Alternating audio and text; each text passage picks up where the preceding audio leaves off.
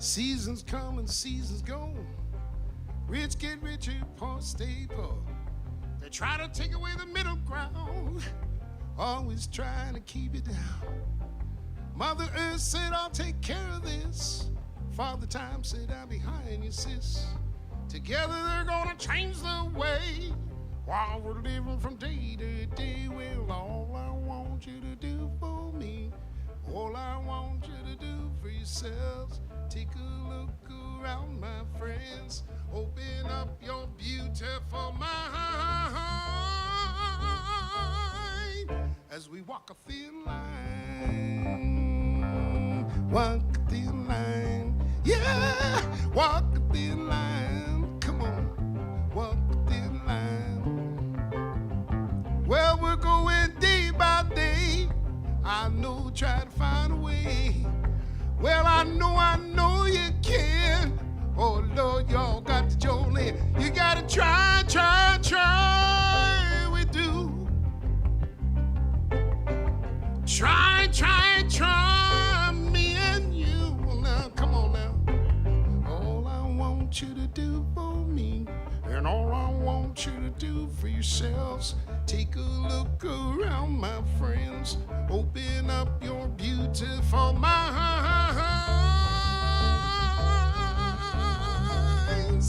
as we walk a thin line. Walk a thin line. Yeah, walk a thin line. Walk a thin line. Boom, boom, boo, doo, doo, doo, doo, doo, doo, doo, boom, bam, ba, doo, da, ba, da, da. Boom, bam, ba, doo, bam, ba, doo, doo, doo, doo, boom, bam, ba, doo, da, yeah, yeah.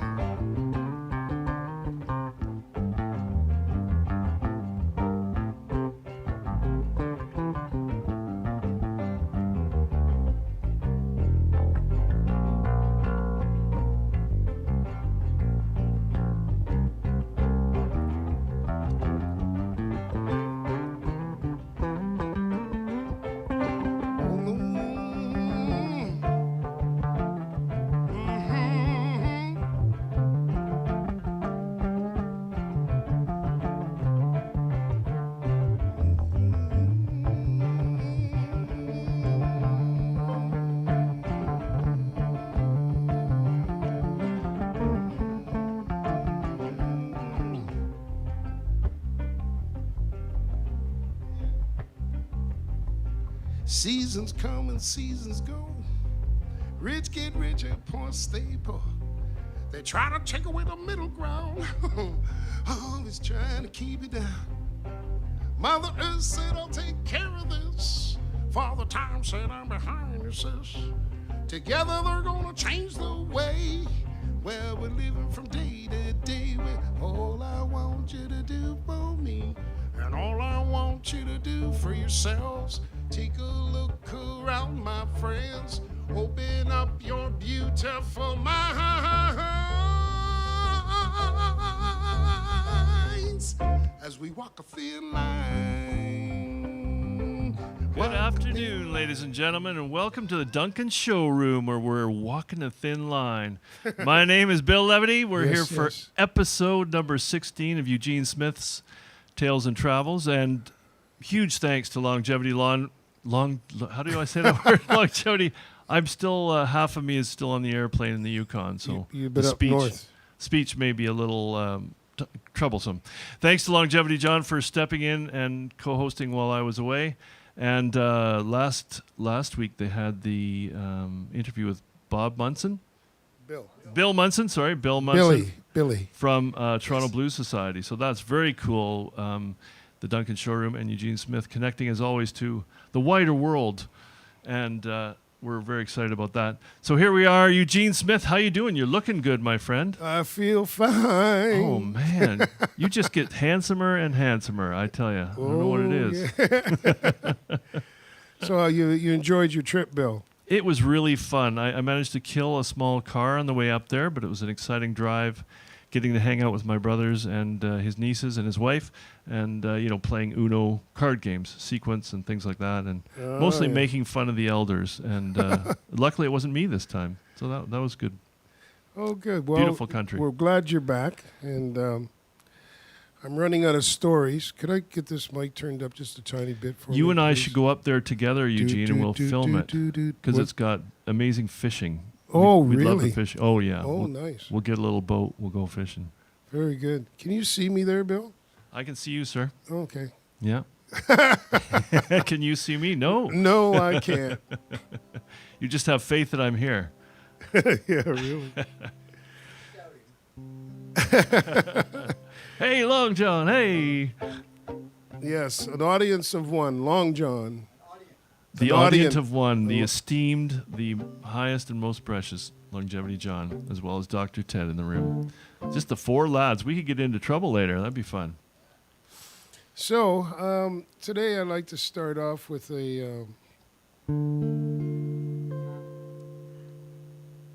with one of my tunes.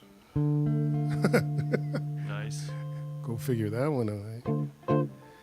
It's called, what is it called?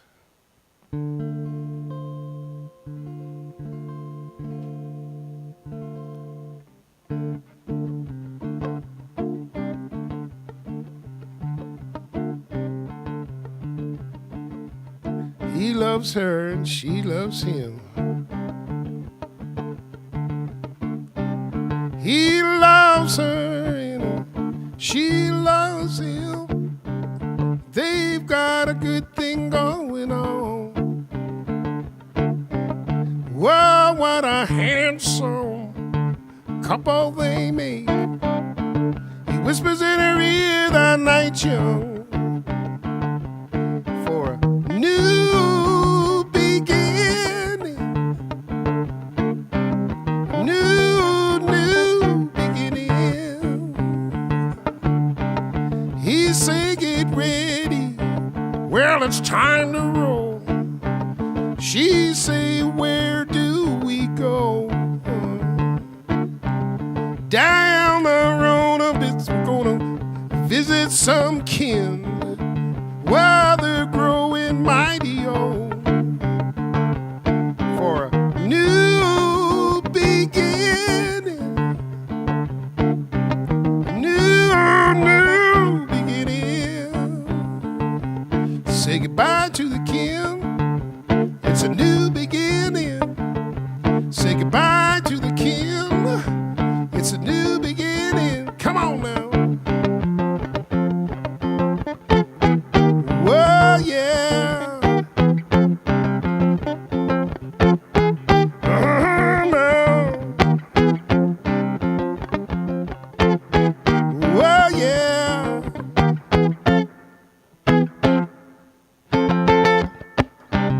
He don't mind her head now, resting on his shoulder. Whoa, as the nighttime moves along. Up over the mountain, down in the valley. Oh, they're getting close, it won't be long. It's a new beginning, yeah. A new beginning. Say goodbye to the kin. It's a new beginning. Say goodbye to the kin. It's a new beginning. Bye, bye, bye, bye, bye, bye, bye, bye to the kin. All right. Bye, oh, bye, bye, bye, bye, bye to the kin. Come on now, come on. Well, yeah. Now. Well, yeah.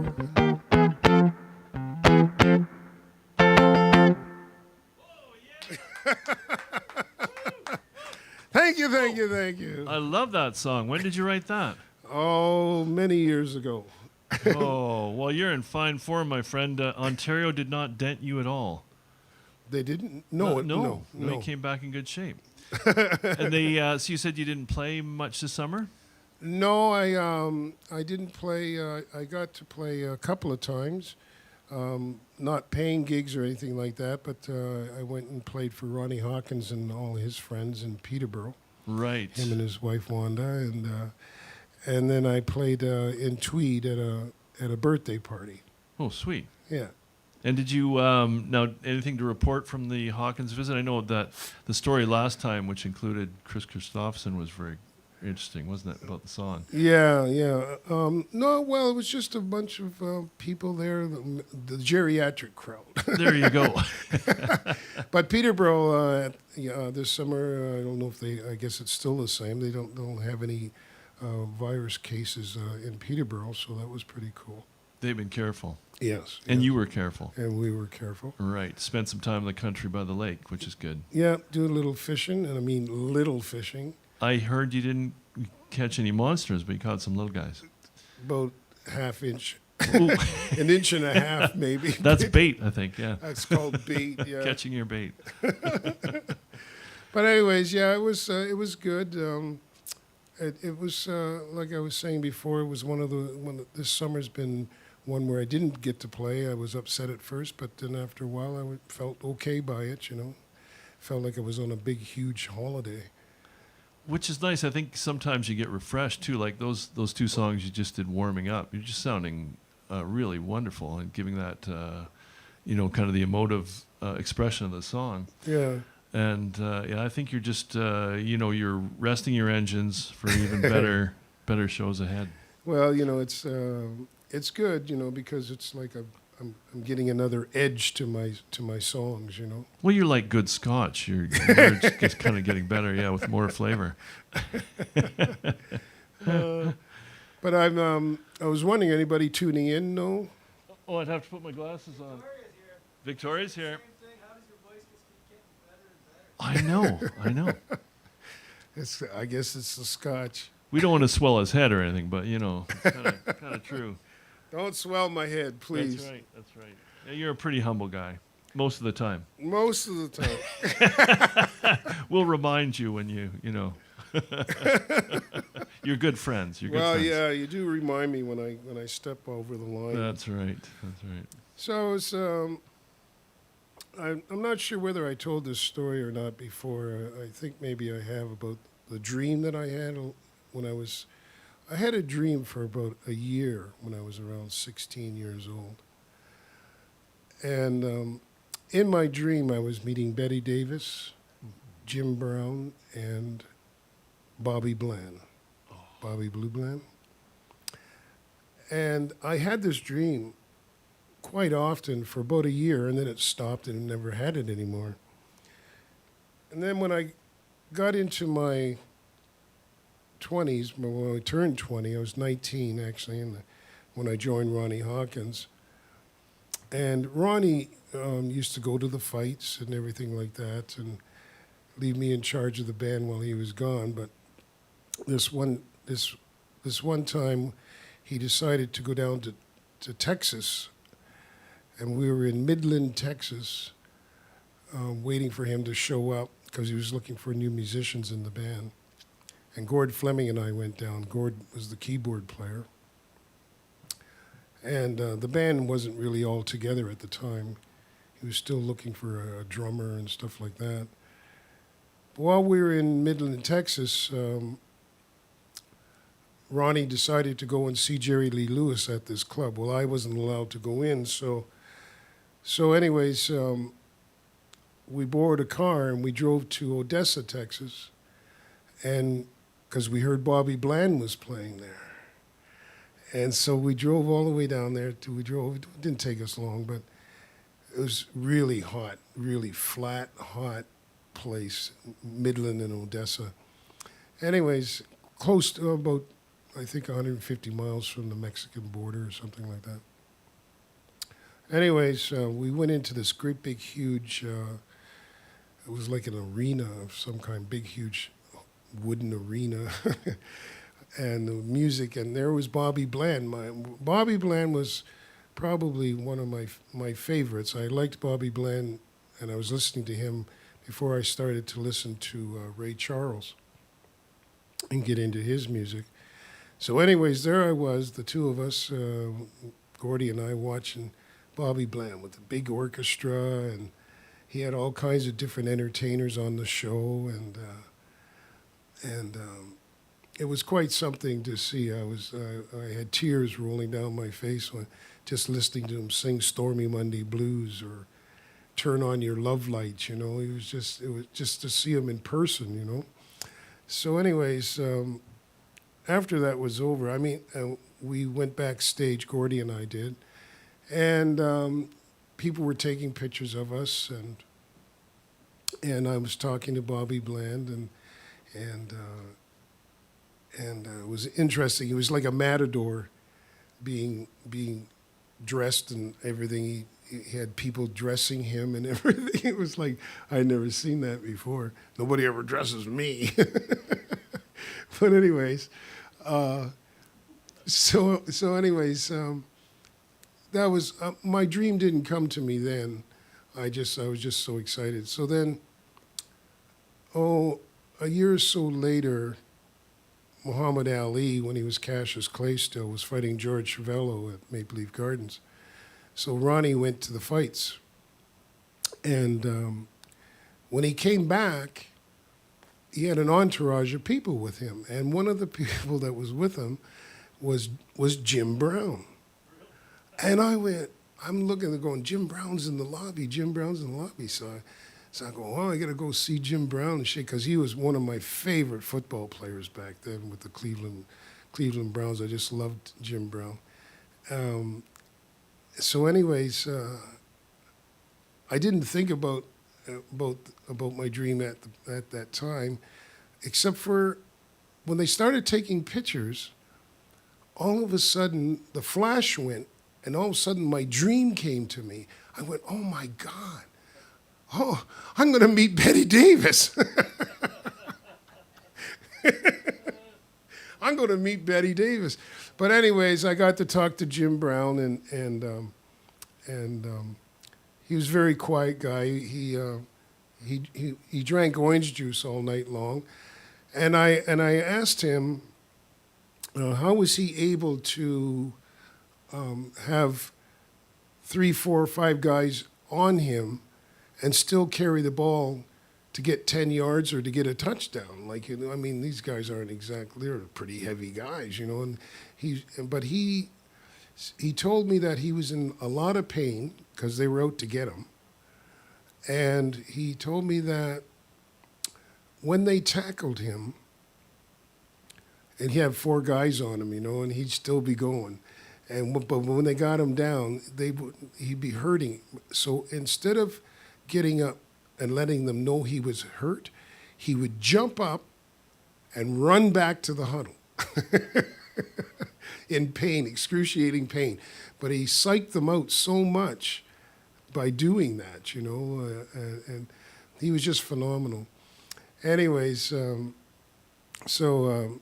got to talk to him for a while. So then years go by, and I leave Ronnie. I was with Ronnie for 5 years, and I moved to Port Moody in the 70s, in the early 70s. I moved to Port Moody, and I was living in a house there with about 4 or 5 other people. And one day, somebody came in and said that Betty Davis was down in Vancouver at a theater, and they were showing her movies, and she was there in person and on stage, and she was answering questions like from the audience. I went, oh, I gotta go. Even if I just shake hands with her and ask her, don't even ask her. I said, I gotta go. So I phoned up the theater, and this guy answers the phone, and I started telling him my story, my dream, and everything else, and so I'd like to meet Betty Davis and just say hello to her to complete my dream. And he said to me, he said, do you think that a star like Betty Davis is going to speak to a nut like you?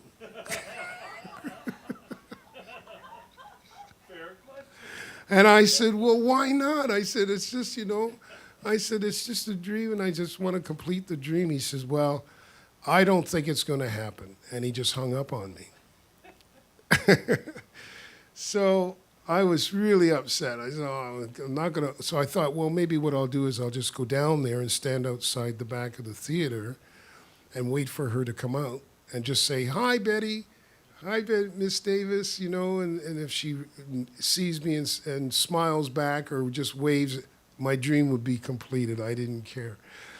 But I suddenly realized that that what was happening was I was trying to make it happen, whereas the other two times it was just by chance.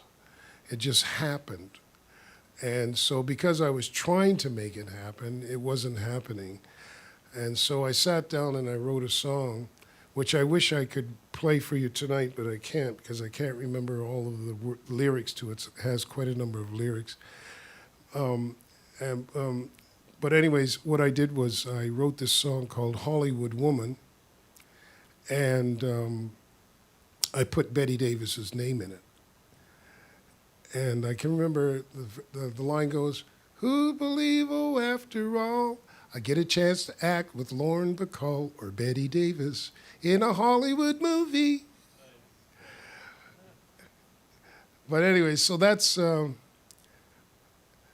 that? I come out to do my part. They get me singing right from the start in a Hollywood movie. So that's how I got to finish my dream from when I was 16 years old, and finished the whole thing off with a song and putting her name in it. And actually, I have to tell you that this was before Kim Carnes was her name. Yes, before she came out with Betty Davis Eyes. Ooh. So I wrote this song before Kim Carnes ever came out with Betty Davis Eyes. So That's pretty amazing, though. Your dream happens at 16, and the fact that you encountered those three. Yeah. I mean, like when I was shaking hands with Jim Brown, and they were taking pictures, and then my dream came to me when the flashes went off. I got chills. I got chills up and down my whole body. I'm going, oh my God, my dream. This is my dream coming true. So dreams do come true. I can attest to that. And there's magic in the world. I was mentioning that lovely table in front of you, hinting that perhaps we're moving towards also the realm of magic. So, possibly there's magic involved. I'll do some magic tricks. I got some magic tricks at the poker game. Really. That you missed, Billy. Really. I bet you do, sir. I won $4.50 in Canadian Tire money. Ooh, nice. Our fabled Canadian Tire Money poker game started by Eugene. Yeah. I tell people about that everywhere I go, hoping that more games will spawn, because I think it's such a good idea. Well, it just came about because I got tired of playing with guys who were getting stupid with real money, That's right. Yeah. Like some of them were all getting ready to bet their homes and everything, their children and everything else just to win. And I decided to stop playing with them, and a year went by and I hadn't played, and then I came up with this idea of Canadian Tire Money playing with poker in a poker game, and it works wonders.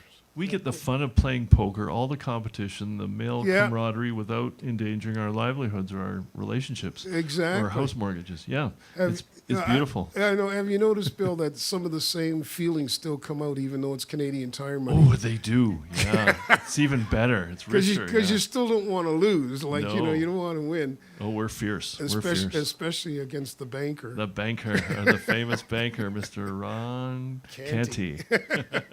Hi, Ron. I like if you happen to lose all your money, he's got all kinds of bundles of $10 in Canadian Tire Money that you can buy from him. A fabled drawer full. We figure it's at least a full drawer. Well, he said when he moved to Nanaimo, he had 2 boxes. Oh Lord, yeah. I believe it. Okay, so I'll you playing us another song, young fella? Yeah, I'll play another tune here, and I learned this song. This is one of my favorite singers also, Tim Hardin. Long John, Longevity John was saying that his name's been coming up recently. Where was it come up, John? John's way in the back. I think just in conversation and other musicians mentioning him, I think is what he thought. Oh, I see. Is he still alive, Tim Hardin? No, he's not. No, he's not. Yeah. And he wrote After Midnight, actually, was one of his songs. Right. And this is one of his tunes also that I'm going to try for you, and I hope I can get all the way through it. Called Misty Roses.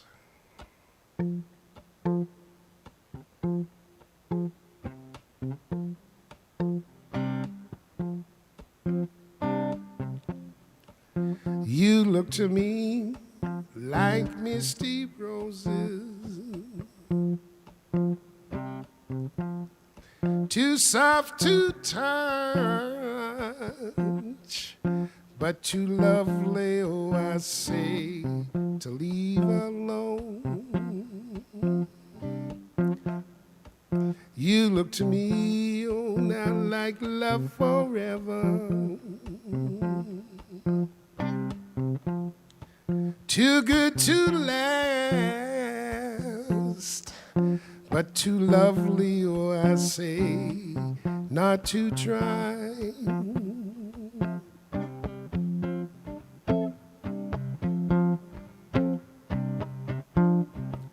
Flowers often cry, but too late to find that their beauty has been lost in their peace of mind.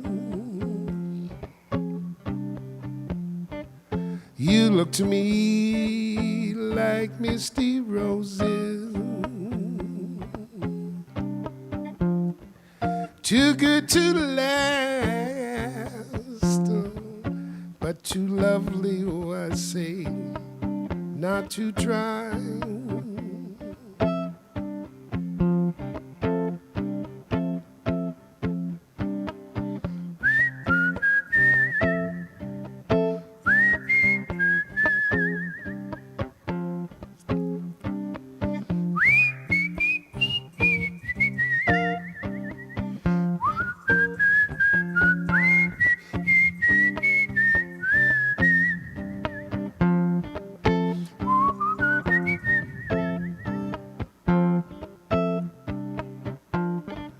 Flowers often cry,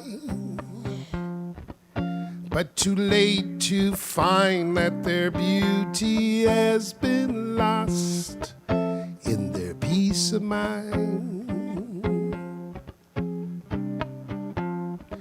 If I believe in misty roses,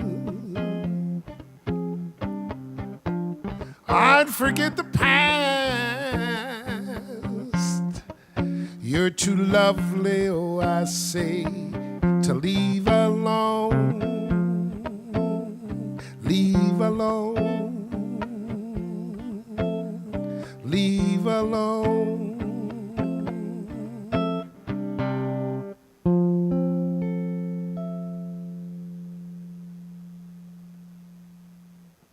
Holy crackin' noodles. That's beautiful, Gene. Thank you. Thank you. Thank you. Wow. I think, there's many people at home who are, you inspire a lot of people with your music and performances, and that they can kind of see that it's the way you weave the simplicity of your rhythmic use of your instrument and the melody. There's so much room for your voice to tell the story and also bring the melody. Just beautiful. And thank you. Yeah, I mean, you're just one of the most amazing solo performers.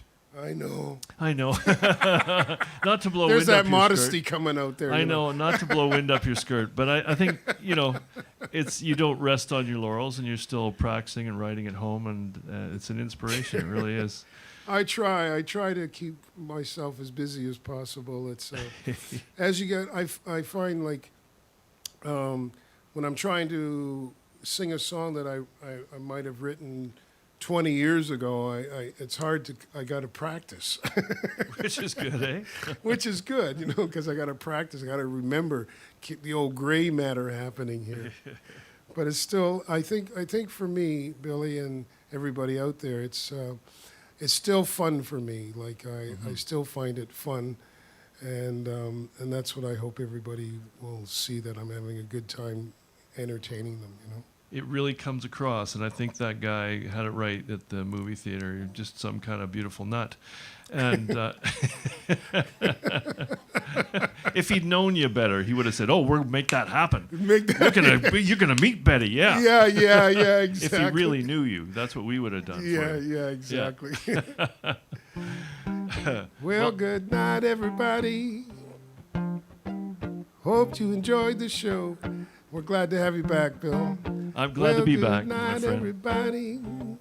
Hope you enjoyed the show. Oh, yeah.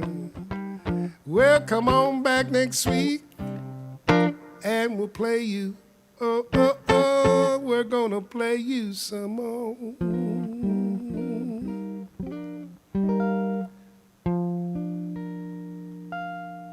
Good night, everybody. Good night, everybody. Thank you, Eugene Smith. Thanks to Longevity John and Dr. Ted Cadillac from the Duncan Showroom, the best little showroom in the world. My name's, what is my name again? Bill Levity. Bill Levity. Coming to you from the Duncan Showroom. We'll see you next week, ladies and gentlemen. Bye now. Bye now.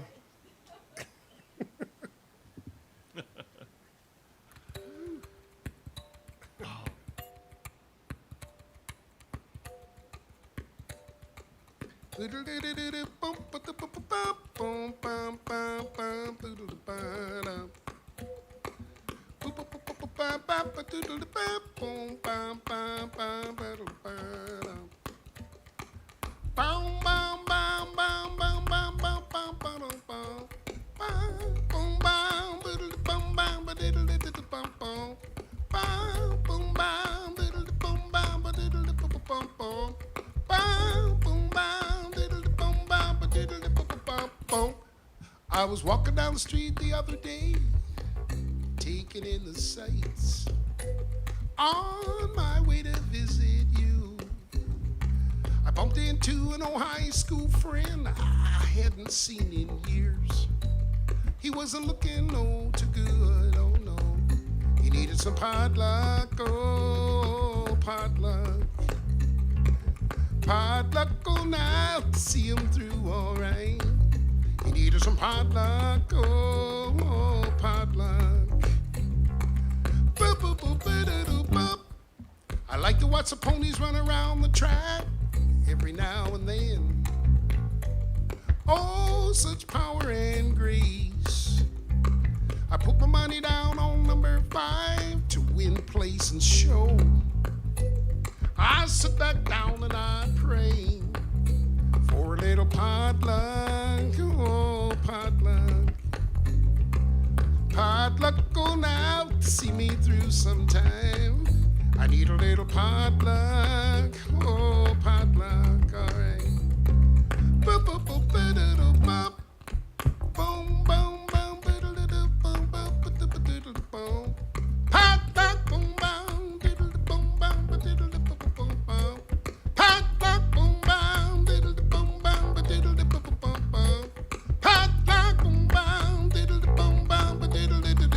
boom. Now you